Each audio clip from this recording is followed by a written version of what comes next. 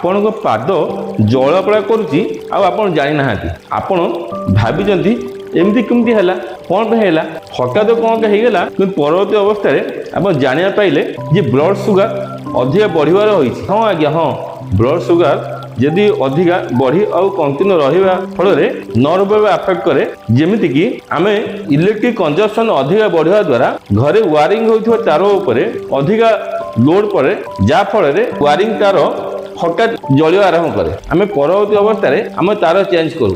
ଘର ତାର ଚେଞ୍ଜ କରିବା, ବଡି ଭିତରେ ତାର କେମିତି ଚେଞ୍ଜ କରିବା? ଆମେ ଡାଇବେଟିସ୍ କଣ୍ଟ୍ରୋଲ କରିବାକୁ ପଡ଼ିବ।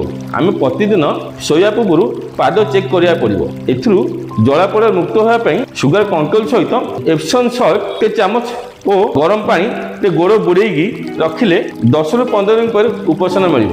ଡାଇବେଟିସ୍ ଓ ନର୍ଭ ବିଷୟ ସିମ୍ପଲ ନଲେଜ ଜାଣିବାକୁ ହେଲେ ମୋତେ ଫଲୋ କରନ୍ତୁ।